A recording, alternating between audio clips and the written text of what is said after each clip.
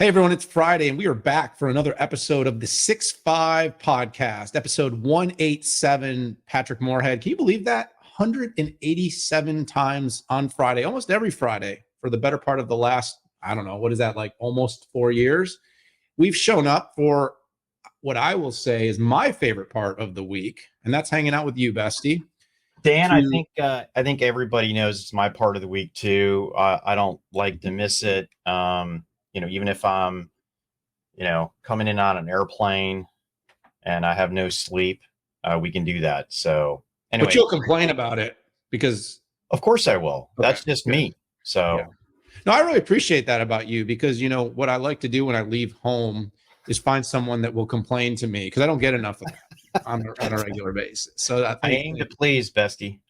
I do appreciate that. But hey, it's another week, and Pat, I gotta say, I love our format, but sometimes I get bored. And what maybe bored me the most is we haven't necessarily used the platform yet to have other thoughtful people.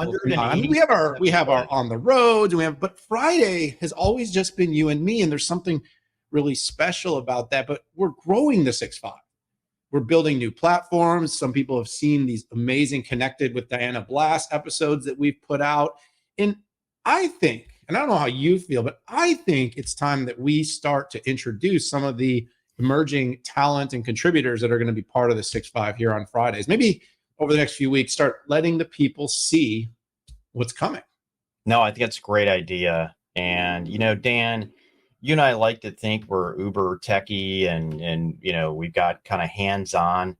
I mean, the reality is I've run products for companies, I've run product marketing, I've run corporate strategy, but very, very little, and I'll admit it, I don't, my hands on a console. I can tell you about a console, I can tell you about a CLI, and maybe I've hit a few. I know 3 programming languages, but wait, which ones? Fortran, Pascal, and Basic. God, you're old. Pretty much. No, my first in college, I did punch cards on a DEC VAX. So I did not know that about you. I never thought you were smart enough to code. But I have to be honest, like I have calluses because I am a hardworking type, but it is not from touching anything technical. No, it's pretty much deadlifts and bench presses. Deadlifts and bench press. But this week we had a big week, Pat. We as in 6-5, and of course me as in the Futurum group, we had some interesting appointments, made a really important announcement of an acquisition of someone that you and I know and admire.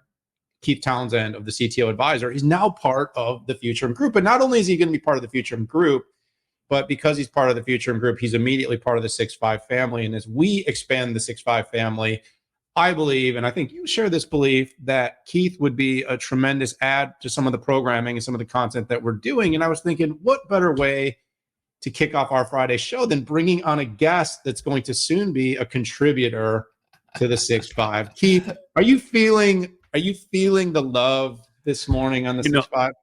As you guys were talking, all I could ask myself was, but does it run on a Raspberry Pi? That's what my son would ask. That's my son. We need to get you guys connected. The 6-5 is awesome. I've seen it on Twitter. I've seen it on LinkedIn. I've seen it on the YouTube. I've seen you guys at the various shows. I really understand. Well, maybe I don't understand the dynamic, this bestie friend dynamic between you two. But I kept asking myself, but does it run in Linux? Can I put it in the VM, etc.? I'm chomping at the bit to ask some of these highly technical questions.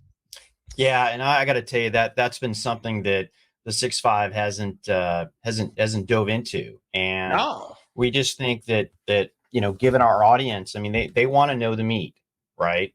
And I completely respect and maybe Keith, can you talk a little bit about kind of your background and experience before the CTO Advisor?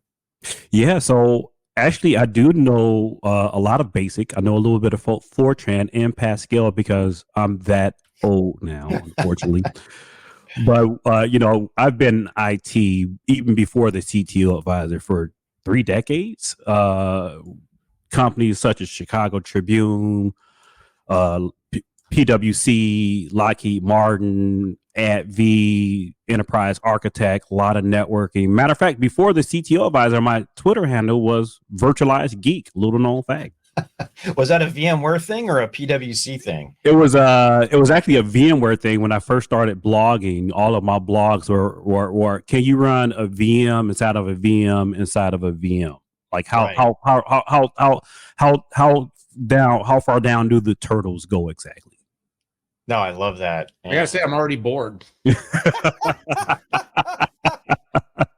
That's why we need you, because there's so many people that care about this. I don't know, man. I'm digging the light pen.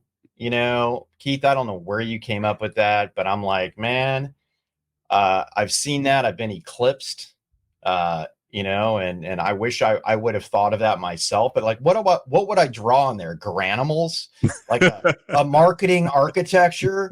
I don't know. Both of you guys know an awful lot about semis, and there's an awful lot to draw. I've had semi folks on my program, and I think they're some of the most active drawers on the light board of all of the folks I have. They love drawing the manufacturing process.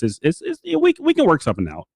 No, I love that. And maybe we. I'm making an appearance, Pat. I don't know if you're gonna do it, but I'm gonna make an appearance with the light board. I'm gonna draw something out. It'll be like, sock puppets. Yeah, it will probably be like tears from Arsenal not doing well. Oh, come on! I'm gonna draw Gunnersaurus, chewing up some Liverpool fans. Look. I put my loyalties out there. This is like me opening up vulnerabilities to the world, Keith. You can't spit that out. That'd be like me telling you the DePaul Blue Demons suck at basketball. You know that already. You know what? Underneath this Blue Demons sweatshirt is a Blue Demons t-shirt. So watch it, man. I know how you feel. It's all the way. It goes all the way down. It would be more like you saying that my Chicago Bears are not a good football team. The fact that actually they won last night. They did win last night. Ridiculous. Now we're going to I'm glowing. We're going to screw up our draft pick, all because they had to go on and win a game after they're already 0-4. There's a 0% chance they're going to the playoffs. You lose and you get Caleb Williams to Chicago. That's what you do. You lose and you get him to Chicago. But they'd have the number one. I'm a Cowboys fan now. I sold my soul. I'm out. I'm done with Chicago sports. They're too cheap for me. By the way, none of you have any reason to whine. I grew up in Cleveland, Ohio, folks. And, the last time Browns never won a Super Bowl. And my dad still relishes in the Indians winning the World Series back in the 40s. So, it's painful, which I got to Texas as soon as I could. I'm a Dallas Cowboys fan.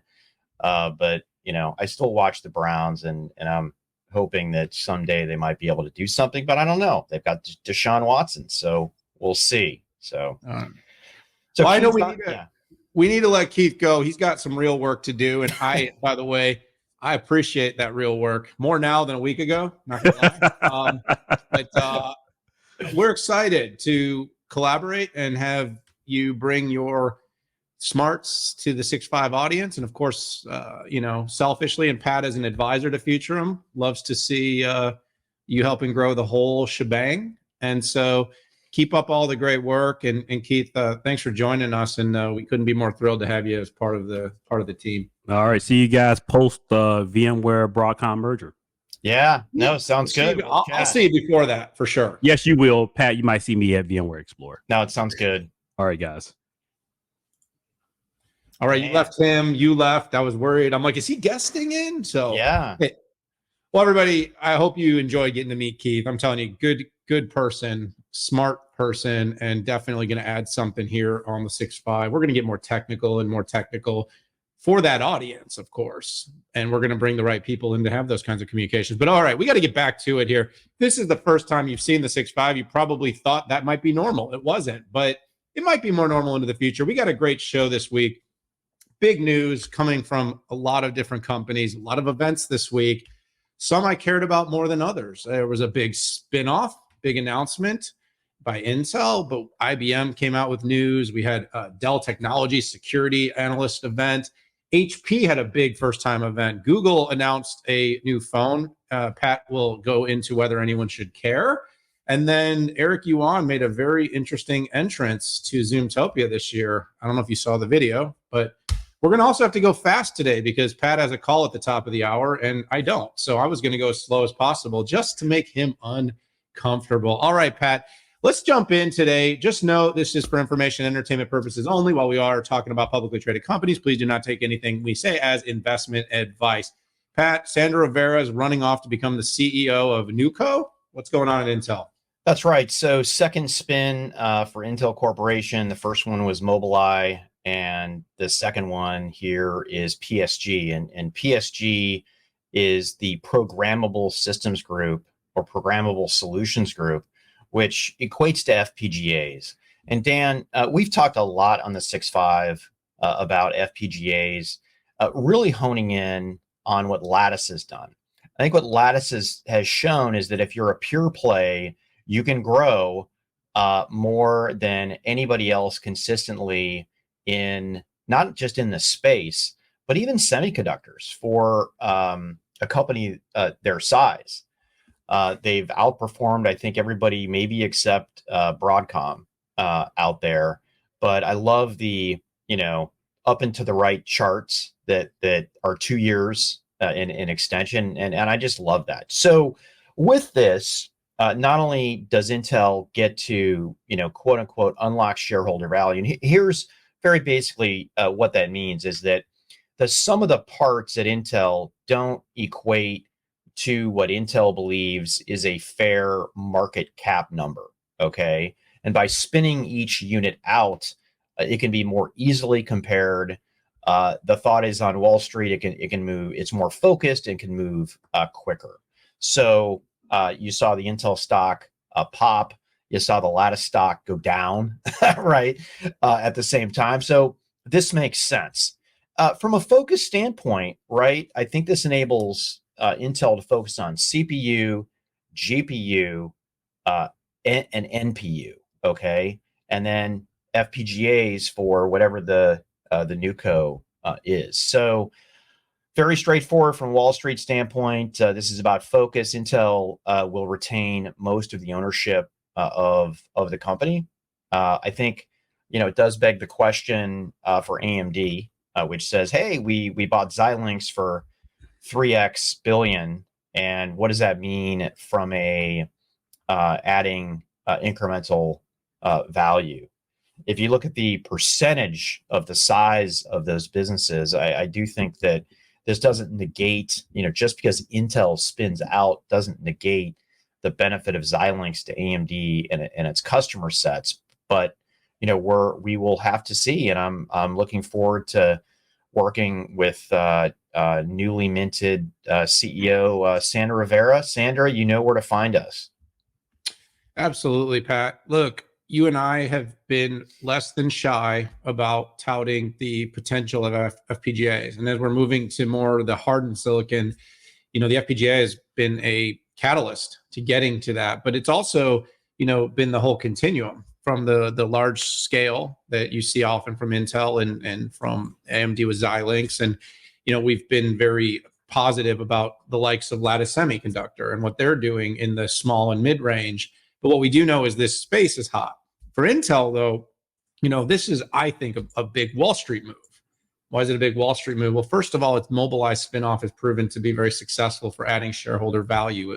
Intel retained the majority of the control of that business, but was able to unlock a whole lot of market cap and liquidity for the company. This is a little bit different because Intel will need to create the agreements that will exist between the new business and its existing business from an IDM and integration standpoint.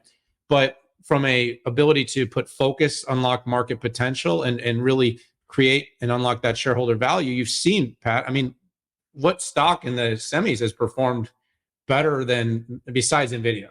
What has performed better this year than Lattice? And I think it's few and far between. Yeah. And that's because Lattice, despite market complexities, has been well diversified and has been able to continue to grow against the trend lines. Well, PSG has been a pretty strong business. And while Intel hasn't talked a lot about the details of the performance of that business, it is very interesting. So it's a positive one. Pat, here's the deal. Every topic the rest of the way, what I want you to do is remind me how much time I have so that I only get like 1 or 2 minutes to talk. All right, let's move on to the next topic here. Come on, man. I'm running the show today, dude. I gotta, everybody, you gotta understand here. Sometimes when we look away, we're not ignoring each other. We're reading each other's witty comments in the chat. So, Pat, thanks for that. Witty All right, so sarcastic. Yes, I am full of sarcasm today. Pat, so let's jump on and talk a little bit about an IBM announcement. This one should move a little bit more quickly, but I don't know if you saw what's going on with Clorox. I don't know if you're paying attention to the continuous stresses and pressures of the Gen AI data leaks, breaches have, and the impact they have to companies. But one of the things IBM has been doing, and I'll say it somewhat quietly, while it's been really busy with its AI and hybrid cloud story, it also has built a very compelling security story. And with its growth in observability, its growth in log and ITSM, IBM is building products and services that are going to help companies more quickly deal with the rapid threat. It's not if you're going to get breached, it's when you're going to get breached. And so while we're moving to zero trust architectures, are trying to figure out how do you manage more responses to more threats more quickly and reduce risk. So IBM is pushing its AI story. It's going AI powered with its threat detection with the goal of basically being able to alleviate about 85% of alerts and doing them completely automatic, completely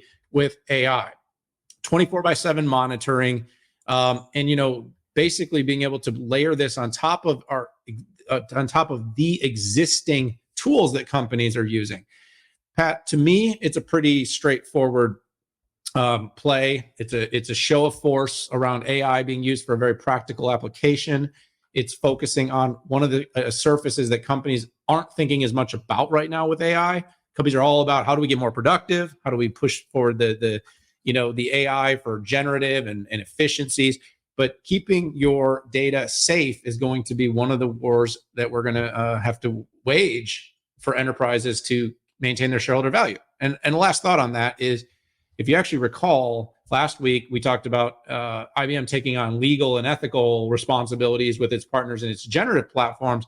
Well, security is going to be another frontier that I think there could start to see more outcome as a service type of capabilities where companies are going to have to start almost guaranteeing no breaches when you make the big investments. I'm not saying that's what IBM is doing. I'm just making that suggestion. But IBM's really ramped up its observability, its SIEM technologies. You're seeing it here. This is a start of how AI can be layered onto traditional cybersecurity to add more value. Was that fast enough? That was, by the way, I know you feel like I talked a long time. It was like 90 seconds. Buddy, come on. Let's not bore our audience with, our back and forths here. Let's just. I think it's cute. I actually think it's charming. Okay. All right. It was charming the first 3 times. Okay. No, that was charming. That was entertaining. So listen, 10 years ago, I predicted spy versus spy once AI started to get in here. And this was the fundamental belief that when we couldn't respond, humans couldn't respond enough because the hackers had nation state budgets. You saw hacking as a service come up, which really means in any market that it's become prime time.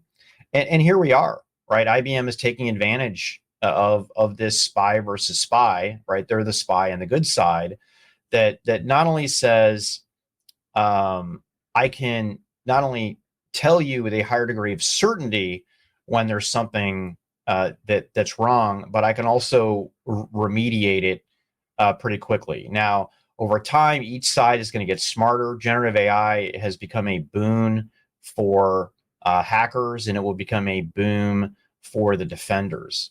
And IBM is one of the top 5 security companies out there, and they're primarily securing the critical infrastructure, the critical software, and the critical data for financial institutions, for healthcare, for retailers. And this is just, another raising the bar here. IBM is very skilled at AI. They were one of the first to go GA with generative AI from an enterprise point of view. They were, quite frankly, early when Watson first came out, I think nearly 10 years ago.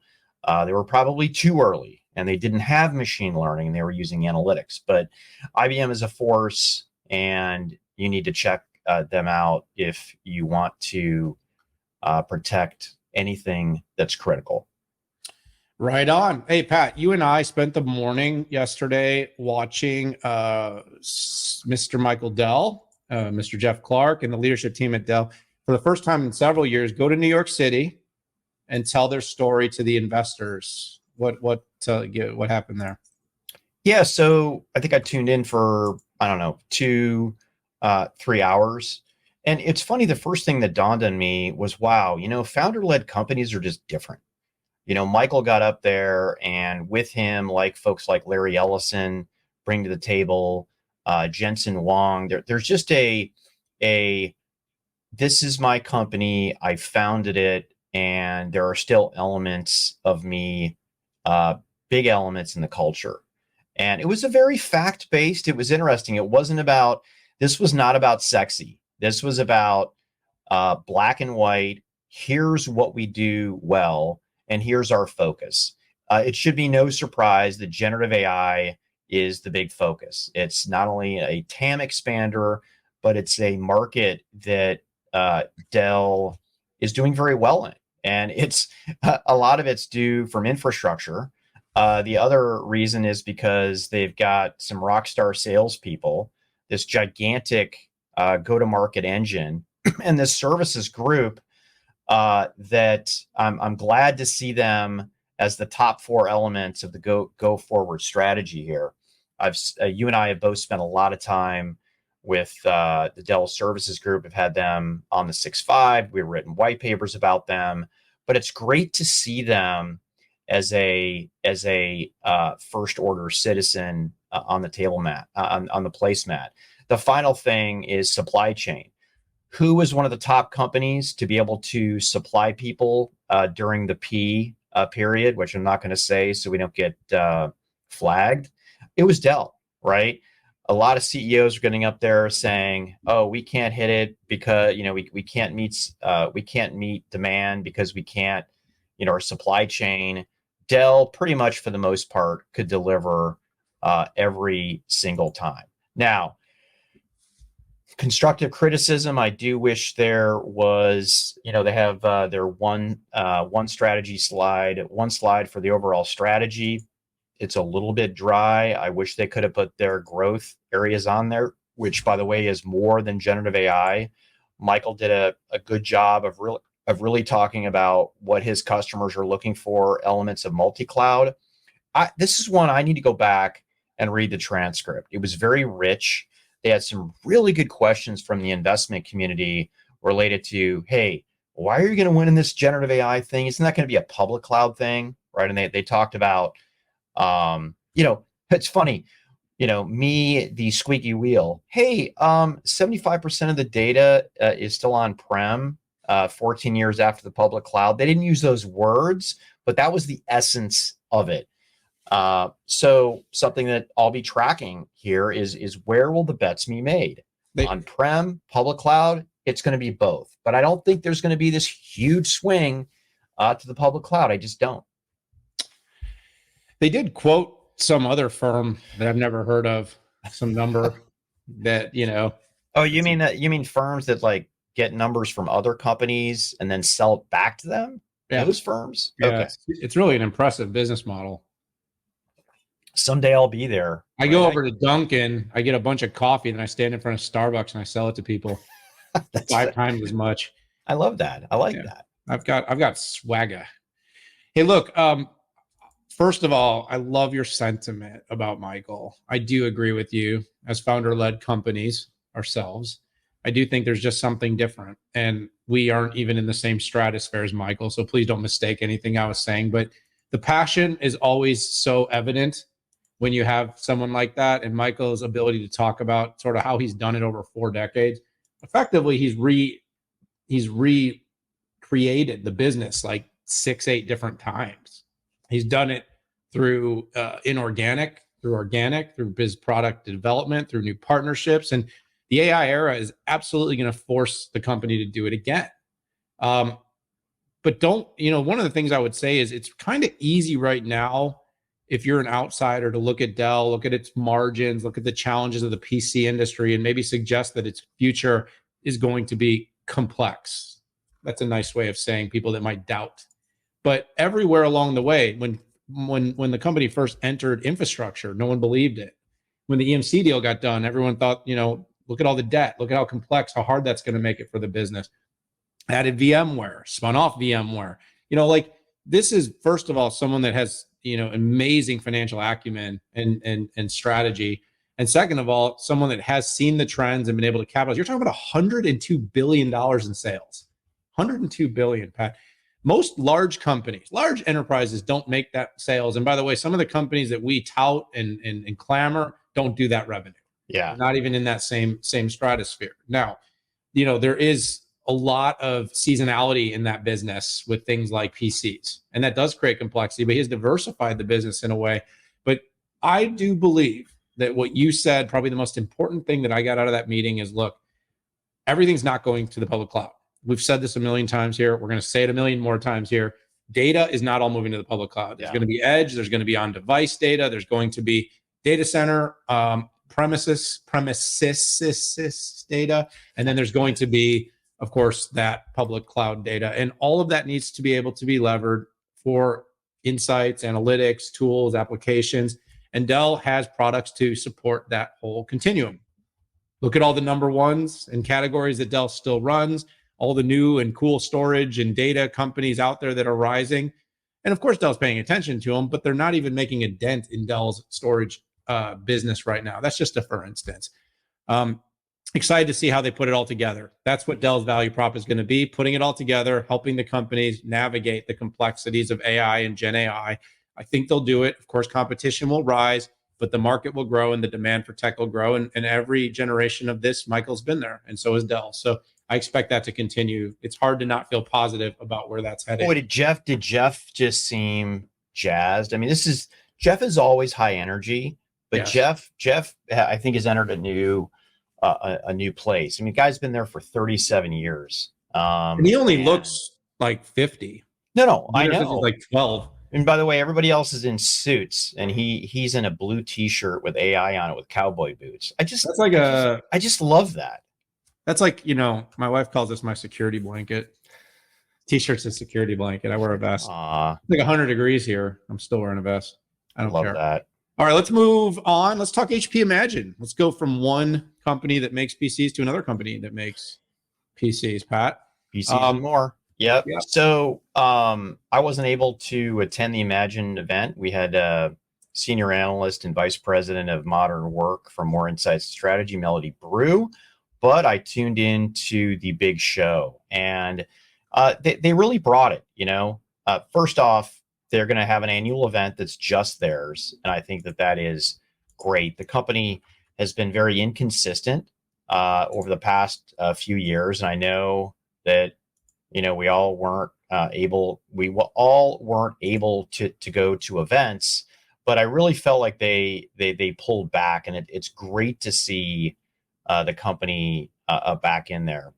And they started off really stating their strategy. I think the company does great on this. It was about three things, right? It's about flexibility, kind of a twist on hybrid, AI impact, which they coined a phrase, from personal computer to personal companion. That is so clever. I wish I would have thought of that myself, but it's classic HP.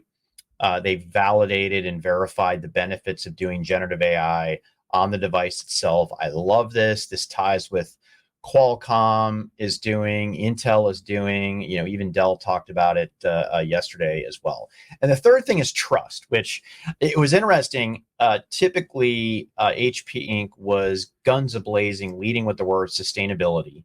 They didn't do that. Now, trust is about helping the environment, but I found it was interesting that they didn't lead with that term. And I kind of think it's a reflection of the times here, where quite frankly, people are tired of the word. They just want to see action.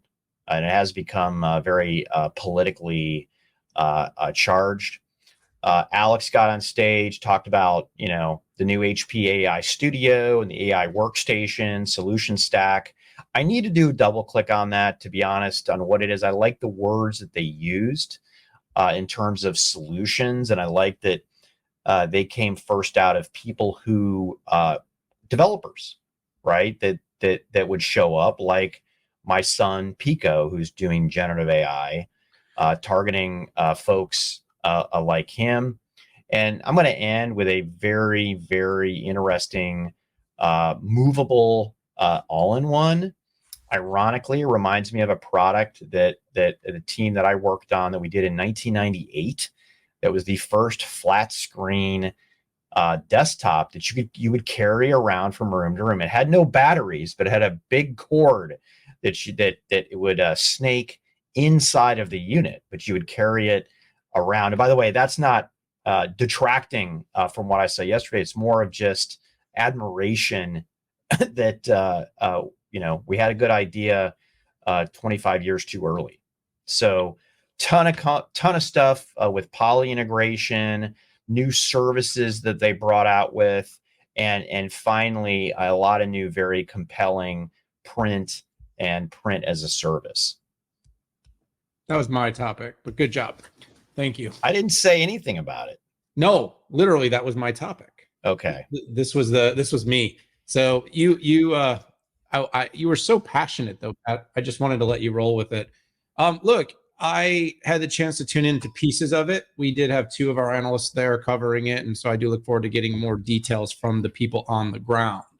The AI PC, whatever you want to call it, AI platforms, AI studios, AI workstations, AI portable and lightweight, AI at the edge. This is going to be the storyline for the next 20 years. No, I'm kidding. Oh, yeah. We're at least going to, the next 12 to 24 months, you're going to be hearing about this from every silicon provider and every OEM that's building devices. Is basically how AI is going to change this industry. We're going to see, it's an opportunity to create another super cycle. We need to compel the market that there's a reason that everybody needs their PC replaced. And so we're starting to see that for PCs. We're starting to see that for workstations. Of course, the creatives are the ones that are going to have this big boom of productivity. You know, if you're doing things in Adobe, any sort of design, if you're doing anything in Final Cut, well, that's a Apple thing, but you get my directional. AI is going to change this industry, and it's going to give a reason for people to be doing an upgrade cycle. Pat, I want the foldable. The foldable was a thing that I have been excited about. My most popular tweet ever was when I shared a foldable at CES last year. I saw the foldable yesterday. The Spectre foldable PC, Pat, I want a piece of that one. I don't know why. I'm not 100% sure yet. Like, I would be a good user of it, but it's just like, it's like a parlor trick. And I just want to take it out on like airplanes and be in rooms and just take it, and use it and see what kind of reaction I get. But I also do like the kind of multi-format. And I just love things that are disruptive. And I feel like it's super disruptive. The moving that I gotta say, I'm not sure I get the movable all-in-one thing. But I gotta imagine that HP did its homework. So there's an audience for this. Is it about creating a highly powerful but move? I don't know. I'm watching that one. And then lastly, as you know, and you and I both know, the HP and Poly tie-up, it's still got a lot of legs left. And I think we saw inclinations, heard from Dave Shull. I think the road forward is going to be this hybrid. How are we integrating and building into device? And eventually, Pat, I want to have a device that I don't need to carry any peripherals. Yeah. And I don't know if that's good or bad for that. It's like what poly technology can be built right into the machine, because, when I'm on the road, I want to carry one device and I want to have a camera that's good enough and a mic that's good enough for broadcast quality. Is that too much to ask? No, it's not at all. And I know that's underway. I mean, we saw the first, the first thing is just making stuff work right out of the box, like Apple does, right? I like the concept. Gigantic setup. I like the concept. I can be sold. I can be convinced. All right, Pat, let's move on. If a I'm going to try to get your quote right, and this is all from memory. If a company with 1% market share of devices, cell phones, mobile devices, puts out a new device, did it really happen? Yeah, no, that I got a lot of response on that, LinkedIn and on X. And you know what? As I look back as a former product guy, it was kind of a crappy thing to say. And maybe it was, I don't think it was out of frustration, but it was more about it. And by the way, I did add to that after 7 years, right, of Uh, pounding their heads against the wall. And by the way, I just want to let you know I brought my Pixel just to show off this last generation. But um, Google has been in this market for 7 years, and I believe that the stated strategy has changed, but it's never really talked about not driving volumes, right? Surface from Microsoft is very clear. Now they are above 1% after more than a decade, but they make a big deal out of smartphones, and they talk about it every earnings. You never hear it, so it's like, what is Pixel 8? Out of the other side of my mouth, I do want to say I was impressed by some of the technologies of the Pixel 8. First thing is they brought out a new Tensor G3 chip, which it looks like on a lot of workloads is slower than its predecessor, but it does some really amazing photography tricks on there, right? They upped the camera resolution, they improved low light, they improved magic eraser. They improved the display, the battery, the design with punch hole. So there's a lot of good stuff there. They improved, I think, real tone, night sight, stuff like that.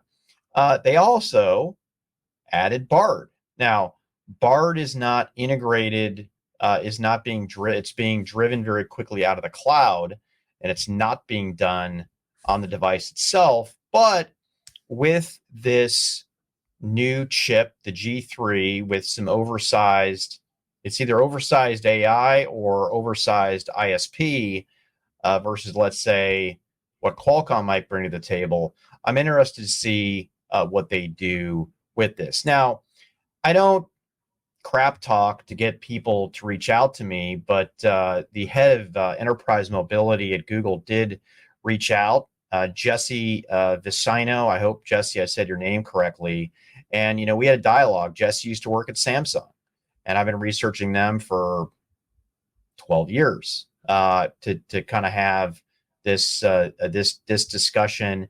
And my goal with the first conversation is to better understand their strategy. Is it a growth strategy moving outside of the US? Or is it a let's do this as a design for Android, the best of Android and the best of Google services, if nothing else, to keep out there in case folks like Samsung don't play ball with Google? Yeah, I'm going to keep my thoughts here pretty short. I think it's an opportunity, Pat. I actually think that as you see vertical integration, as we see the AI feature sets, one of the things we're seeing in cloud is increasingly companies saying, basically, if you want the best of the features, you got to be in the cloud. Well, Google, and this is a little bit of what Surface has always struggled from as well, has been kind of always been really, philosophically, I'm not in the room in the negotiations, but fair about the Android devices all having some level of parity. And I'm sure there's some antitrust reasons that has to happen as well. But having said that, are there going to be features in the AI era that could truly allow Google to make its device the penultimate experience? I mean, Apple's been doing this for a long time. Well, it doesn't actually have the best features, but by basically increasingly vertically integrating and closing architectures, making theirs better, at least to its audience. I don't feel like Google's really capitalized necessarily on the opportunity it has. I mean, it is the Android creator. So could it have a stronger, more compelling device story? I think it'll always be a bit of tug of war, though. It'll always be a bit of a tug of war with their policy and antitrust requirements. So let's see how that one goes, Pat. But I think it stays relevant because we need competition, and Google does. It is a good device. This isn't a Fire phone. This is a good device. It's just not that popular. So, all right, we're going to make it. We're going to make it. Zoom had its big Zoomtopia event. I alluded in the beginning. If you haven't seen it, Eric Yuan did actually, Pat, you do need to watch this. Eric Yuan came out on stage and did the Pat Moorhead. He ran out on stage going Zoom, and he ran and did like 3 or 4 circles on the stage. It kind of made a bit of a headway across the internet. And I saw Pat Moorhead do this at a Cloudera event, getting everybody pumped up for his keynote, which was really good. Tried. Thank you. You're welcome. And so what did Zoom release this year at Zoomtopia? So I didn't make it there, but our research director, Craig Durr, who leads the workspace practice and intelligence for that area, was there. And I did have the chance to review and watch from afar. A couple things that came out, Pat. This one, first and foremost, Zoom Docs. All right, you with me? Zoom Docs. I'm hearing you, dude. No, I'm saying Zoom Docs. No, I know. Listen, I had to do a total triple take when I heard that.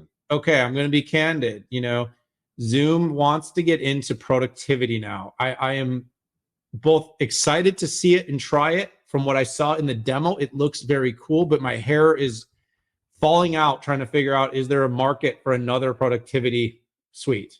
Meaning, does Zoom and this platform have the capacity to create demand for people that are going to want to use? Now, in terms of a use in real time with better features for collaborating and interacting with the content, I could see, but I'm still I need to spend some time with this. Are they trying to compete with Microsoft Office? And do they think they have a shot of grabbing market there? This is going to be an interesting one. Again, I could see it being used in the app. I'm just not sure I could see people really being like, we're going to switch and commit to building our productivity. Are they going to do Zoom? Is it going to be like Zoom spreadsheets? Are they going to do Zoom presentations? I mean, Google has a lot of budget and has been fighting this fight for a long time with, by the way, 1 billion email users or whatever they have. And they still haven't been able to get significant. I think it's like 10 million users of workspace or enterprise users. So that's an interesting one. There's a bunch of other things. The one other thing that kind of caught my attention is AI Companion. So like every company out there with an app, they're building a digital assistant. Clearly things like summaries, intelligent highlights within meetings, things like that, I could see a huge opportunity. There's some calendaring, but again, this is the part, and Pat, I'm going to pass it to you so we can close this off on time. The part that I'm really puzzled by, because I see, like, I love the Zoom app. I'm a very positive Zoom person about using the app especially for my meetings. But are people going to, there's so many choices. How many of these things are people going to use? And is Zoom taking a risk by going too far into a market that's somewhat established? And do they have a real shot of getting market share? Or is it okay if they have small market share because that's enough to help them grow their business incrementally? Well, as long as it's more than 1% increase over 7 years, then it won't show up on my radar. You don't get a tweet for that. Exactly. You get a tweet. So Dan, no, you asked the seminal question, and what I look strategically and ask, what's their other option, right? We both talked about these giant monolithic platforms, whether it be from Microsoft, Google, Salesforce is trying to build theirs, and Zoom has theirs. I don't see a strategic alternative other than maybe getting in devices, which is lower margin, right? It makes no sense. So now, I don't like the name Docs. It should be called Workspace, okay? And whether it's in Box, whether it's in Google, Microsoft, everybody has a workspace. And I think the belief is that I'm going to be on a video. You and I are going to be on a Zoom video, and we're going to be wanting to share stuff, whether it be a whiteboard or text. And this is going to be the workspace. All right. I tell you what, it is hot. Second point is Zoom AI Companion is amazing. Okay. I don't gush about very many products except for maybe AirPods here. But this is amazing. If you guys have done the summary It actually is good. I do love that. It makes Otter should be embarrassed and should try to figure out how they did that, because it is really good. I have not used Teams yet to be able to do that. Third topic is Workvivo.